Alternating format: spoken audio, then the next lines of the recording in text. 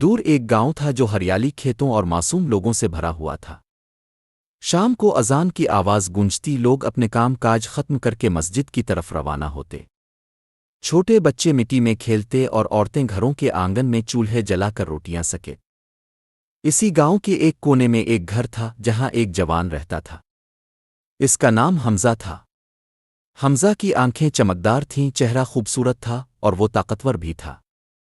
لوگ کہتے تھے کہ اگر یہ لڑکا سیدھے راستے پر چل پڑے تو گاؤں کی شان بن جائے۔ لیکن افسوس، حمزہ کی زندگی کا راستہ اندھیروں کی طرف تھا۔ حمزہ دن کا زیادہ وقت دوستوں کے ساتھ بازار کے کونے میں گزارتا۔ چھوٹی چھوٹی شرارتیں، بے مقصد باتیں اور کبھی کبھی لڑائی جھگڑے، یہ سب اس کی عادت بن گئے تھے۔ اس کا وقت غفلت، گناہ اور لاپرواہی میں گزرتا۔ اس کی ماں ہر رات کہتی، بیٹا حمزہ، نماز دل کو سکون دیتی ہے، قرآن روشنی ہے۔ یہ دنیا فانی ہے مگر آخرت ہمیشہ کی ہے۔ لیکن حمزہ ہنس کر جواب دیتا، امی ابھی تو میں جوان ہوں، مزے نہ کروں تو کب کروں؟ نماز، قرآن اور عبادت تو بڑوں کے لیے ہیں۔ یہ سن کر اس کی ماں خاموش ہو جاتی، لیکن دل میں ایک آگ جلتی رہتی۔ رات کے پچھلے پہر وہ تہجد میں روتے ہوئے دعا کرتی، اللہ میرے بیٹے حمزہ کو ہدایت دے، اسے روشنی کا راستہ دکھا دے۔ حمزہ کے دوست بھی اسی جیسے تھے، لاپرواہ اور دنیا کے مزے لوٹنے والے۔ وہ فمز زندگی ایک ہی بار ملتی ہے، مزے کر لو، کل کا کیا بھروسہ؟ اور حمزہ ان کی باتوں کو سچ سمجھ کر اور زیادہ اندھیروں میں ڈوبتا چلا گیا۔ دل میں ایک بے چینی ضرور تھی، مگر وہ سمجھتا تھا کہ شاید یہی آزادی ہے۔ دن شام کے وقت حمزہ مسجد جا رہا تھا۔ راستے میں اس نے ایک ننھے بچے کو سڑک کے کنارے بیٹھے روتے دیکھا۔ حمزہ آگے بڑھا اور نرمی سے پوچھا، بیٹے تم کیوں رو رہے ہو؟ بچہ ہچکیوں کے ساتھ بولا، میرے گھر میں روٹی نہیں ہے، بابا بیمار ہیں، ماں کے پاس پیسے نہیں، مجھے سمجھ نہیں آ رہا کہ کیا کروں۔ یہ سن کر حمزہ کے قدم رک گئے۔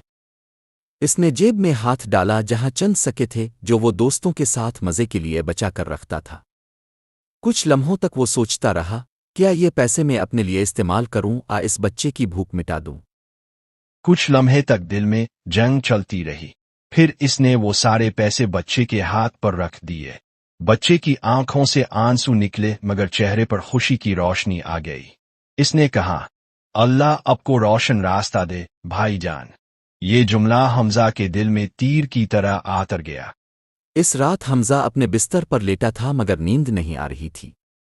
اس کے کانوں میں وہی الفاظ بار بار گونج رہے تھے، اللہ اب کو روشن راستہ دے۔ اس نے پہلی بار محسوس کیا کہ اس کی زندگی بے مقصد ہے۔ وہ محنت ضرور کرتا تھا لیکن دل کا سکون کہیں کھو گیا تھا۔ اس نے سوچا، میں ہنستا ہوں لیکن اندر سے ٹوٹا ہوا ہوں، آخر سکون کہاں ہے؟ اگلی صبح حمزہ چپکے سے مسجد گیا جہاں ایک بزرگ عالم قرآن کا درس دے رہے تھے۔ لوگ قرآن کی تلاوت سن کر رو رہے تھے۔ عالم صاحب نے کہا، قرآن فرماتا ہے جو اللہ کی طرف رجوع کرتا ہے اللہ اس کے گناہوں کو معاف کر دیتا ہے۔ یہ سن کر حمزہ کا دل لرز اٹھا۔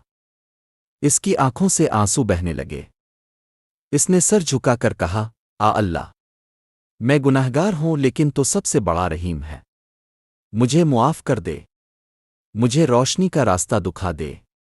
اس دن کے بعد حمزہ کی زندگی بدل گئی۔ اس نے برے دوستوں کی صحبت چھوڑ دی، نماز قائم کی، قرآن پڑھنا سیکھا اور اپنی ماں کی خدمت کو سب سے اہم بنا لیا۔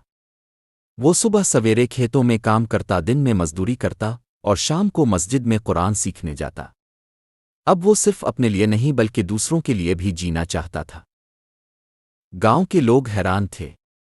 جو نوجوان کل تک غصے اور مایوسی میں ڈوبا رہتا تھا آج سب کے لیے مثال بن گیا تھا۔ بزرگ کہا کرتے، اللہ جسے چاہے ہدایت دے دے۔ حمزہ کا سفر سب کے لیے سبق ہے۔ بچے بھی اس کے گرد جمع ہوتے اور قرآن پڑھتے۔